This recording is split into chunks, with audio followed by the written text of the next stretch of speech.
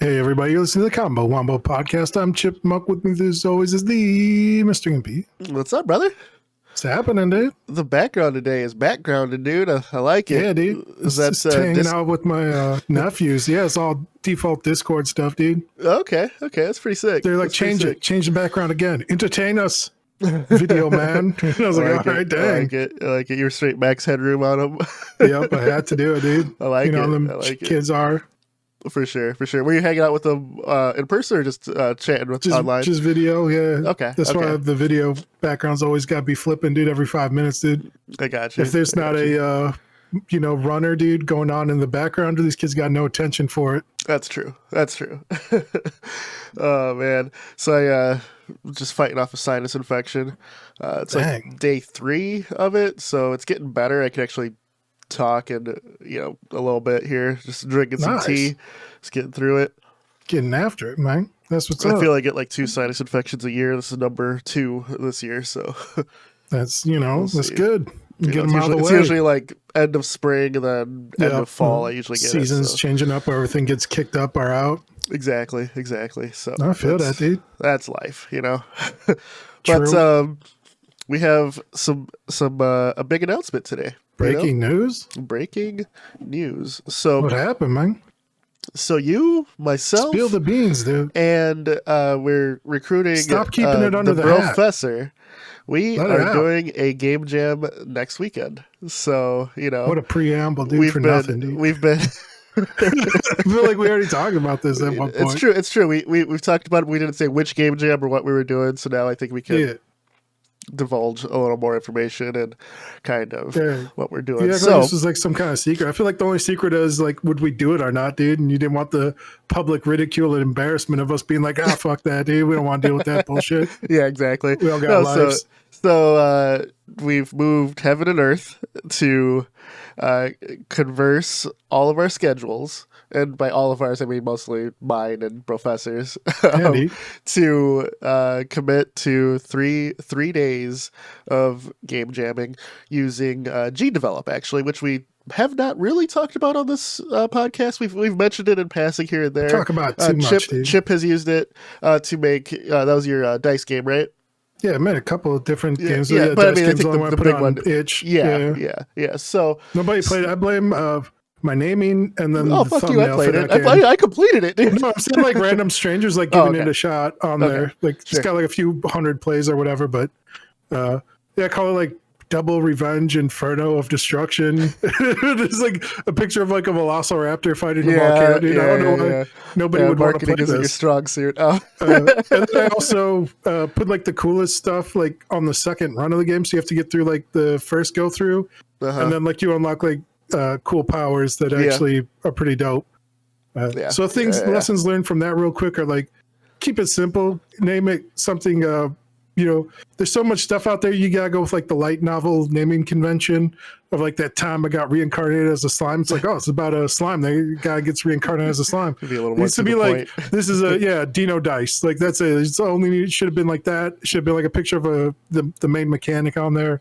And then instead of like hiding the cool feature, put it up front. Like you should get that awesome fire truck that like runs over your enemy right away. That should be like, in the base. So don't hide cool mechanics. Don't hide anything, and put the name on the box. Everyone's too busy. There's too much stuff out there. I think it's fair to hide cool mechanics, but let the player know that they're building towards a cool mechanic. Show someone else like with it, or show like screenshots, dude. Yeah, exactly. Like get that. Supersonic initially wasn't known except through I think it was like a Game Informer or whatever game magazine was out at that time had a picture of it. Supersonic. So, people were like, how do you get that? Do you remember the like build up to that, like back in the day when we were kids? Hype, dude. Everyone's talking about it. Getting all Chaos Emeralds, getting 50 rings, and then boom, you went Super Saiyan. So, Gimpy's advice is if you're building games in the 90s, you can leak out small pictures of it on magazines. My advice is like, put it right away. Give whatever cool thing you have, your unique selling point right off the rip, dude. Like, make the coolest, funnest thing in your game, like right away, speed up your game, dude. These kids got no attention span. They don't have zero love for you, dude. They want to be in and out, dude. They're like, oh, and then people be like, oh, what's that? What are you playing? Like, Sure. But yeah, we're doing the Gdevelop multiplayer game jam. Yeah, dude. Am I going to segue? No, I made that game in Gdevelop, dude. Yeah, we're all still on point to on brand. Yeah. So let's say you threw Chip was basically the catalyst for this. He threw out all the game jams going on. Am I? I feel like you were, dude. At the end of the year. I think I put the idea in, I accepted you, and then you came back and said, maybe we could do a game jam or something. I did say that, and I did pose it like that, all wishy-washy. I did, dude. But and I was like, what's going on out there? Let me take a gander. As you know, this is the final, for me, my final goal of this year was to do a game jam.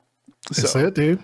So dreams do come true on the Wombo podcast, dude. And I've been prototyping and iterating, and I've been actively working on 2 simultaneous projects since July. Like actively working most of the grindstone doing it. So you finished a bunch of smaller prototypes too, dude. Yeah, I did. So I've been this has been like the summer of Gimpy, man. I've been grinding on it, and I've been making time. That's the big thing, is making time. Disgusting sentence, dude. Summer of Gimpy grinding on it, dude. Come on, bro. No diddy. Somebody's just all right. Yeah, chill out with all this, dude. Yeah, exactly. But and why? So, do you want to know why Gdevelop and why, and kind of give everyone a backstory of this? I don't know. We all have like a little bit of experience in like Construct 2. Gdevelop's a little bit of like a open source spiritual successor to that. They also have like now like more built-in tools to make the games like easier, especially like multiplayer. That's what the next game jam is going to maybe be about. Like they're already doing like a poll I saw on their YouTube page of like, can you make a multiplayer game in like a week? And it was like 70% of like the responses. Yeah. And like, I think like only like 20-30% of people are like, sure, that'd be no problem. Yeah. I went through the tutorials, and like, I don't know, I was having problems, and I posted like, they made like a third tutorial that like answered all my questions. Yeah. That was like, damn, this would have been nice 2 days ago. Yeah. We're also making the jam a little harder on ourselves. Professor committed to 3 days. I also committed to 3 days. I mean, obviously we have a week to polish and get it done, but if we want to, right? But the majority of our development will be done in 3 days. So do you foresee any consequences of that? And I'll tell you why I do not, but no, I think it'll be easy, barely an inconvenience. Like I was already messing around there. I got like basic multiplayer up and running. I got 2 different characters on 2 different screens. I think the only issues we're going to run into is like, how are we doing like version control? And then I was also reading things that people were saying like local multiplayer is fine, but like sometimes if you put like it on the web, like there's like crashing issues with like player 2. So we might have to like try and upload like some sort of like demo or something and see if we can get like that running with different people on the web. And it seemed like a known issue, and there was no like fix. There was just like 3 posts to it. Like, so there's like, aside from like engine problems that are beyond our control, like, or acts of God. No, I think like actually making a game within that time frame is can be super easy, barely an inconvenience, dude. What about you? Yeah. I think it will. And I think why it will be barely an inconvenience is all 3 of us have jam experience. We all have game dev experience. And as people who've listened to this podcast before, and they get a sense that we've known each other for quite some time. So this isn't our first go around with a jam together. It's been a while since we've done it, but we used to have weekends where we just go chill, jam, make prototypes together. Back then we used different engines all the time. We used different suites. Been a while. Different art programs. Yeah, we did like everything different, but we all like focused. What we did was focus on like one idea or multiple ideas, and then choose one to continue on. So I think with the previous jam experience with just us, and sometimes it wouldn't even be just like a jam that's online. We would just have an idea, go, hey, let's all chill for a weekend and see what we can do. So we've done it. It's been a while, but we're doing stuff back when there wasn't like documentation for engines and stuff too, and we're just like banging our head against the rocks. Yeah, man, it was like back when like it was like GLTF format, like that was still new. Do you remember when Torque was engine for the XNA framework, and I was really into that? I was like, "Damn, yeah, let's do it." So yeah, that man. shit had barely had any documentation. Babylon JS and 3JS. Like there's one other too. Like there's one other. Was it like when Rust when Professor was first learning Rust? He's like, let's do it. Yeah, he's like talking about Rust. He's still talking about it. And then I think he's given up, but. I don't know. I've been keeping an eye on different things, man. I like sent you guys like a bunch of like bullshit engines where I'm like, oh, look at this thing. Yeah. That one I sent you guys the other day, that little JS, I'm kind of digging that, dude. Like, I've gotten like barely the most basic of things to work in there. And I've been trying to like make some tools for it, but it's just like a framework. It's not an actual game engine. Like there's no front end. It's kind of like early Phaser. And I know like Phaser now has like a, kind of a front end that people can use. They have a little bit of a GUI, right? So it's like sign up for like a subscription, possibly. There's like a free model and a pay thing, but yeah, man. We're always looking at new stuff, new things, playing around, just keeping our minds sharp, you know. So, yeah, exactly. So, just so we chose one of the big things that helped because we had there was a Unity Gamejam going at the same time. There was a Gdevelop, and there was like just a whatever engine you want that was going on at the same time too, right? Yeah, so always on jams all the time. One of the things that enticed me about the Gdevelop Jam was we've all three of us have used Construct prior. Yeah. The majority of my projects in the past have been completed using Construct 2, and then Construct 3 came out, and I kind of fell out of love with it. But that's like a huge experience base. Gdevelop is a web-based, event-based system with like drag and drop stuff that's very, very. I will give props to those guys. Very intuitive, right? It's a little. It's intuitive. I would say it's like a little like. It holds your hands clunky. Too much. Would you say? No, it's just clunky. Like the actual, like you click on a thing to do a thing and it doesn't quite work the way. Like I think everything has to be done menus personally. Yeah, everything has to be done in a very specific order. There's a lot of sub menus, a lot of tabs. There's definitely things that could do better. But it's like you said, it's very intuitive and stuff. If you use like Construct or any other type of visual scripting or GUI, it doesn't let you do like incorrect things most of the time. Like I like their debugger. Like if you can learn how to use their debugger, that's nice. I don't like how they have like a forced pop-up if you're running it locally, but like, hey, have you considered contributing? We could really use some money. And like it pops up like every time you want to use the debugger when you first start it up. It's like, how about you give us like $5, buddy? And it's like, that's fair, dude. Like I've always thought about like contributing or giving them money, but I haven't. Yeah. I like the idea of it, I don't use Godot, but I've donated to the Godot project. Yeah, dude. So, I mean, I just, it's something that, just feel the industry, man, feel our side of it. So it's kind of sad, but it says like human psychology. That's why like everyone like on videos and things are always like, oh, like or subscribe or rate or add a comment. Because if you don't tell people, like there's not a direct call to action, nobody does it, even if they would want to. They're just like, whatever. I would have given these guys $5 to help host all these massive games that they do on Gdevelop. Yep. Or like Godot. I know they're running the pockets there. But shit's expensive, dude. I also found like I don't know if it's because like it's kids or because it's like a wide world out there, and like nobody knows like the expense of like living in the U.S. But people like don't really consider like how much money is like a lot of money to like pay salaries or like live. Like I was watching these guys who are doing a game dev, and they're like, yeah, we launched our game. Like between like the four of us, we're making about like $60 a day. But like you spread that out between like I think it was like three people. It's like was it like $20 a person? Yeah, and it's like $300 a month or something like that, $500 a month. And I'm like, congratulations, you're making half of poverty, and it took you guys like 3 months. You know what I'm saying? Like that's nothing. Like you can't live off that. And they're like, their dream is like, we're gonna do this full time. It's gonna be our studio. But like you see like the big number, you're like, oh man, they cleared like $3,000 right away. Like they're rich, and it's like that's nothing, dude. That's like a rent note if they're all staying together like in an expensive city. What was your point?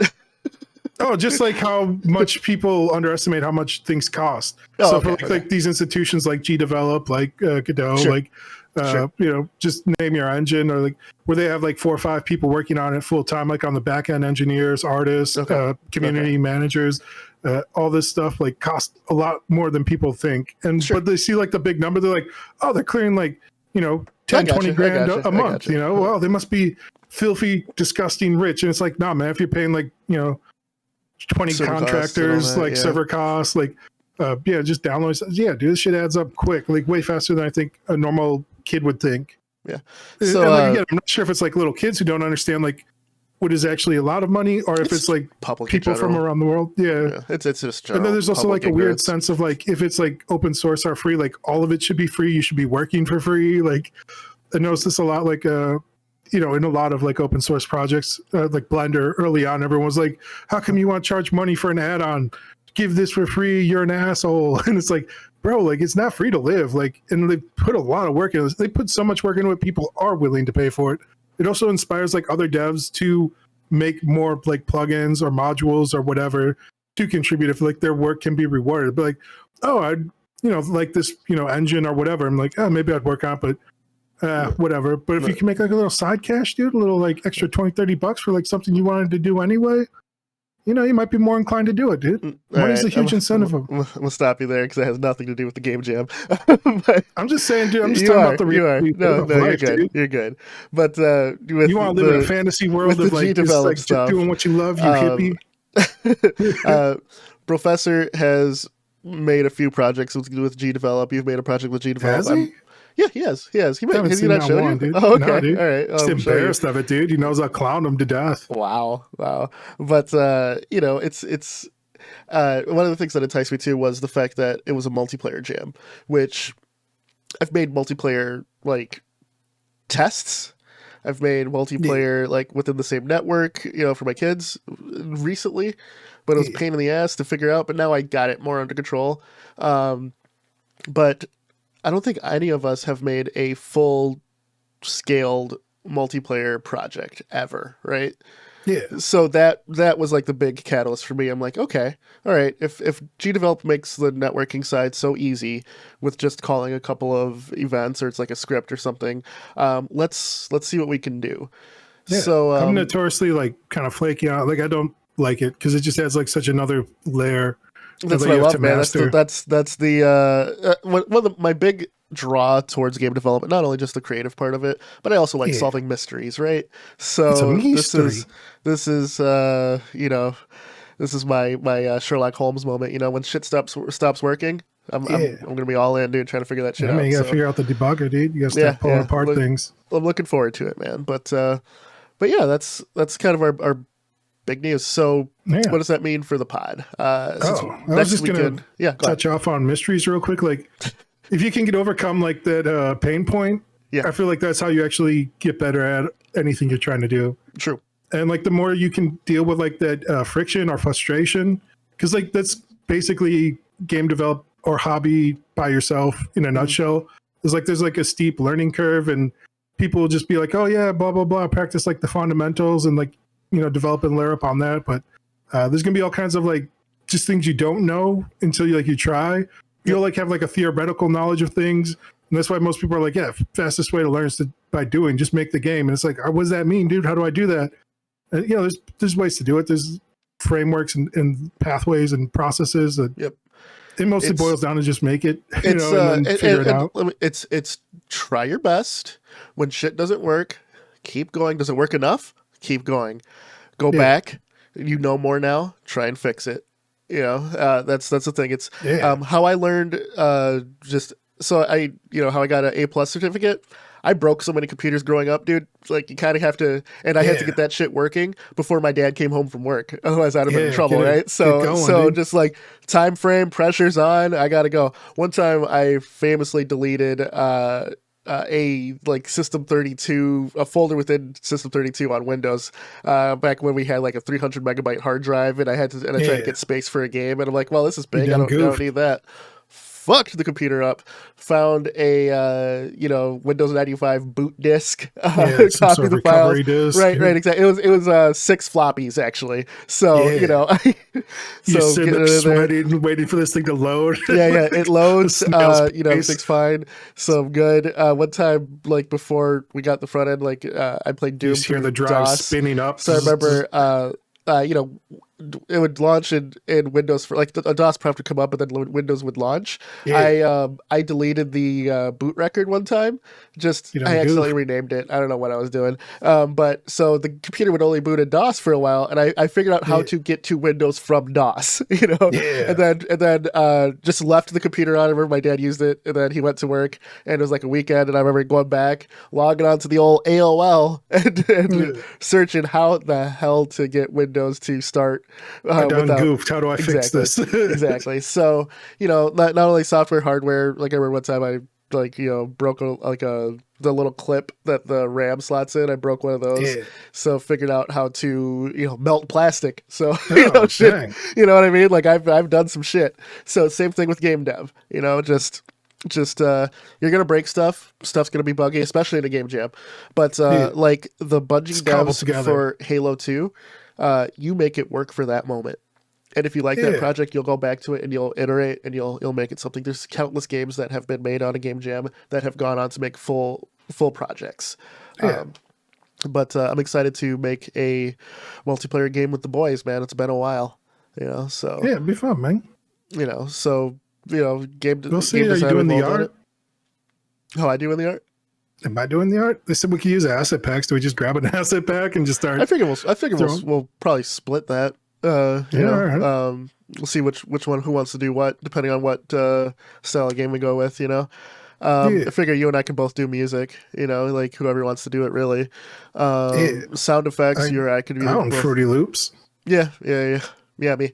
I own it too. You know, actually, I haven't. Okay, bought it. They I've been bought it on liking. sale. Did you really? They Oh, finally that's started cool. doing sales, dude. They used to never do them for the longest time. I've been liking like this. I found this like online sequencer program that just you know you just Yeah. that's been pretty fun. I've been using that, and I sent you a song I made from like one of the ideas that I had. So All right, yeah. that was made using the music creation suite from Humble Bundle actually. So Dang. so you know we could do both. You know, I think playtesting is going to be big. Are there any potential roadblocks that you see in the jam in the final couple minutes we have to chat here? Do you see any issues coming up? I think we should try and schedule something with the boys on Discord to test the multiplayer. To be like, hey guys, can people show up at like this time on Saturday in Discord so we can just have like some quick play tests. I think Sunday on Discord would be better. Just because I mean, we can do both. I'm saying like schedule a couple of times, like do it, day one and then day two. Sure. Be like, we need whoever can show up, this time. Because if we're show not up at this time. done yet at that time, or have the multiplayer working on our own internal testing at that time, it's not going to work. It's perfect though, dude. I feel like that's the kind of pressure we need to get shit done, bro. like we need this demo done for the lads by 8 p.m. Otherwise, we're screwed. This is like your dad coming home, the floppy drives like, burning up the drive, and you're like looking at the clock, like, oh no. Yeah. We can get this reinstalled, dude. Like for me, I think we can all do everything. Like my own personal schedule that weekend is going to be hectic as hell, but I'm gonna make it. So yeah, like you said, I have real life that just happened to coincide on the weekend. I have niece's birthday party. I got we all have work on that Friday, so we're gonna start later. Yeah. Sunday I'm good. So I think I'm gonna take Friday off. You think so? Yeah, like the professor said, he can't even do anything till like 2 p.m. anyway. Okay. But I don't plan on doing any work. I just, just more chill. Just chill out, right. Yeah, get my mind right, dude. Do some meditation, light some incense, practice kung fu in the park, bro. Yeah, do some Tai Chi. Honestly, if it's, knock on wood, if it's slow that day at work, I could probably start too while I'm working, just let's go. So we'll see. Or like at least like throwing together ideas and stuff if they announce like the theme. Yeah, for sure. So, so that being said, next Sunday there will be no podcast since we'll be working on the game jam. This following Sunday, we'll be back, and I'm hoping to get Professor for a full three man episode. Just speaking on the game jam, we'll do a little postmortem for everyone, see how it goes, see what we're happy with, see what we would change in the future, and just talk about the experience. So Yeah, It's man. true, dude. It's time. Yeah. We're doing it. We're doing It's the same time. thing. So, yeah, and in about a week's time, you guys will be playing something that we made. We're going to Maybe. leave out for the public. And, if we crash and burn, Or, you'll hear about that too. So, or things have gone disastrously wrong. This is one of ARB, dude. Exactly. So, for the Combo Wombo podcast, I'm Mr. Gimpy. That's Chipmunk. We're about to game jam, baby. All right. Like, share, subscribe. It's time to jam. We out. Peace.